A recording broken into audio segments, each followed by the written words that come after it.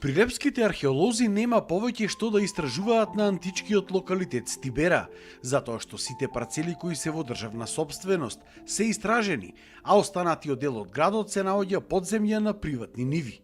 Дури и дел од тоа што досега е истражено, морало да се затрупа повторно, како на пример собранието на градот, затоа што се наоѓа во приватен посет. Од Стибера се откриени само неполни 5%. Археолозите бараат државата итно да го реши овој проблем со жителите на селото Чепигово, во чии ниви се крие непроценливо културно наследство. Одговорот на државата е оној баш административен, дека парцелите можат да се разменат, пошто државата има многу парцели во државна собственост, само 1:1, тоа подразбира 1 декар од земјиште овдека, 1 декар да му се даде долу покрај реката каде што е нели поплодно земјиште, а мештаните си ценат, сакат да 2:1, 3:1, јас да сум држава би му дал и 5:1, затоа што тој мештаниот ќе работи таа парцела, че имам јас да јадам дома нели производи од земјоделие негови, тој ќе работи, нема да бидат запуштени тие државни земјоделски парцели, а од друга страна јас како археолог ќе се радувам, ќе копам тука на парцели кои ќе бидат, да речеме, државни еден ден.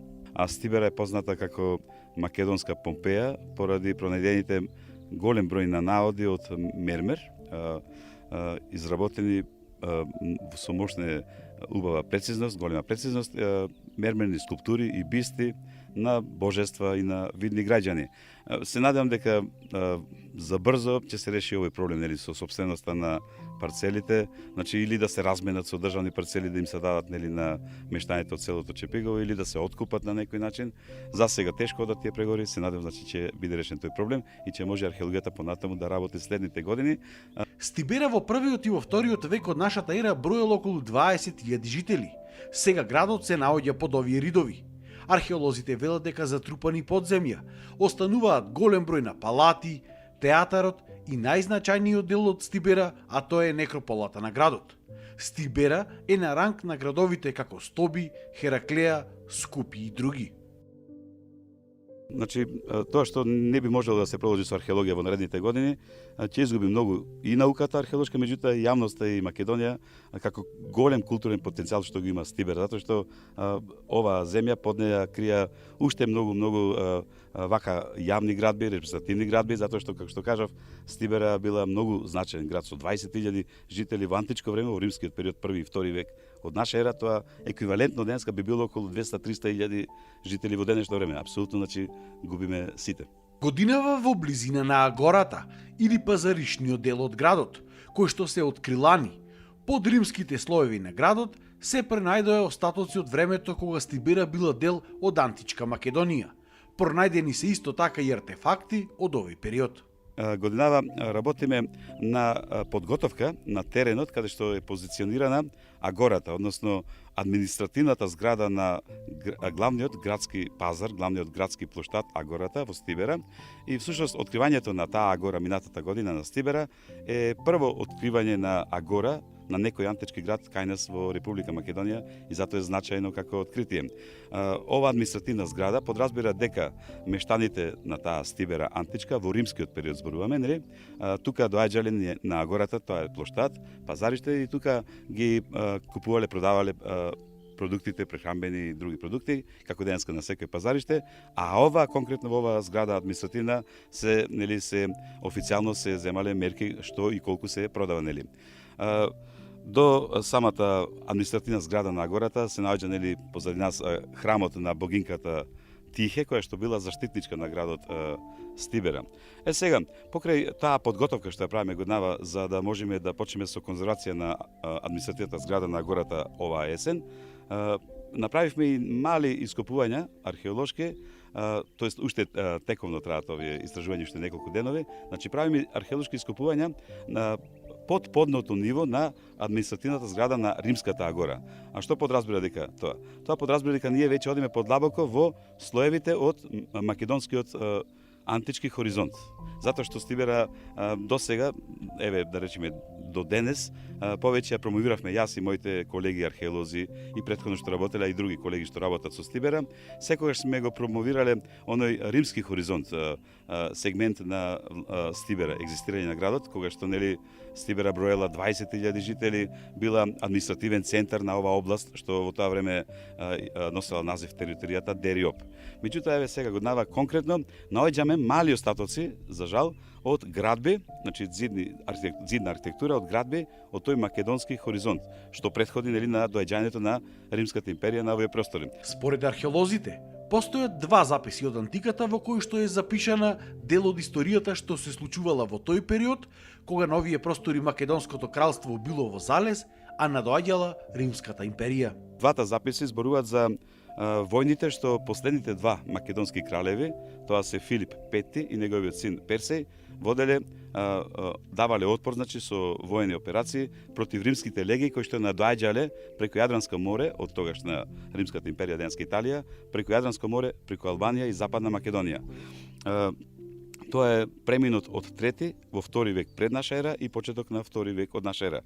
И сега конкретно тие два записи антички говорат дека за време на втората македонско-римска војна, точно во 200-та година, кога римските леги прво продреле, да речеме, во овој дел на Балканот, меѓутоа по нивно публикување, да речам, војските на Филип V, македонскиот крал, ги прогонуваат тие римски легии, тие се повлекуваат према денешна Западна Македонија и поминуваат токму овдека во Стибера и тука имаат земат здив и тука набавуваат, мислам, се снабдуваат со житарици и други прехранбени продукти.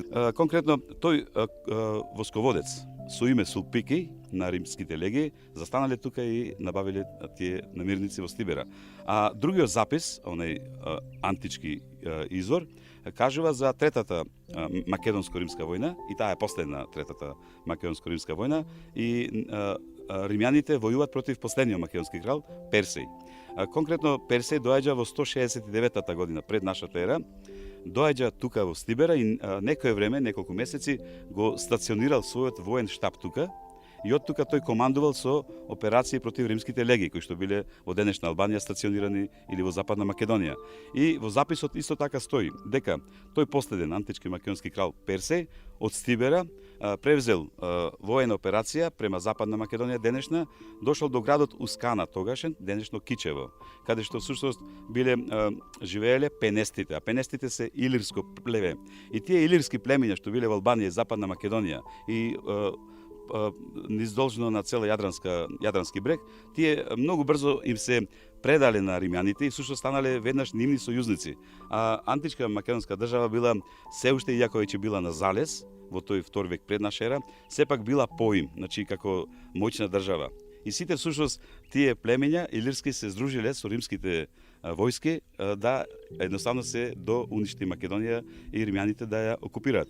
Сега конкретно Персеј го превзел тој походот према градот Ускана, денешно Кичево, и кога таму ги победил тие пенестите, значи пенестите илирско племе, се враќа отаде од Кичево повторно овдека во Стибера, нели да земи здив, и тука ги продавал робовите, оние војници што ги заробил во походот, пенестите.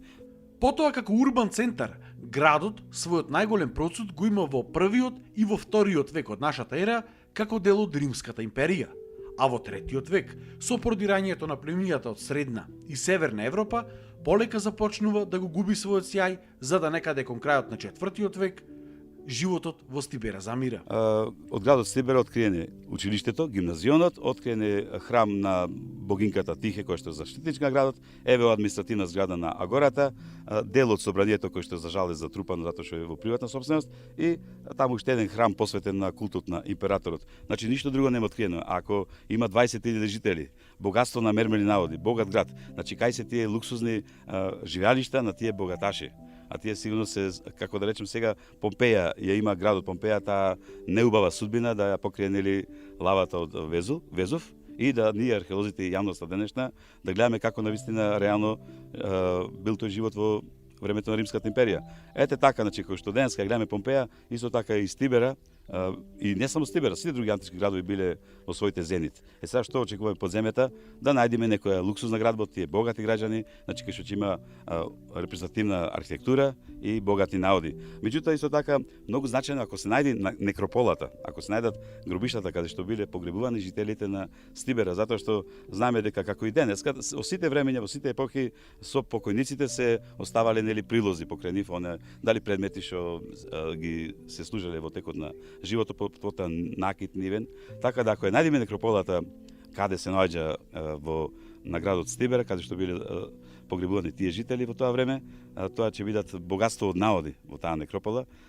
Предпоставка моја дека некрополата се наоѓа под денешните куќи во денешното село Чепиго, затоа што самите мештани имаат кажување дека наоѓаат во нивните дворишта при работа, во двориштата или при градба на куќи или било што, најдуваат плочи од гробови, чак дури некои имаат спомнато дека нашле и скелети, така да ако остануваат таму под нивните куќи, ќе остане некрополата изгледа никогаш истражена. Сега во наредните години се планира конзервација на овој простор, на агората, кој што ќе се спои како една целина со храмот на богињата Тихе, кој што се наоѓа веднаш до него и ќе биде уште еден репрезентативен дел на Стибера. Но дали археолозите и понатаму ќе можат да истражуваат тука и да откриваат нови велелепни наоди објекти, на потек е државата.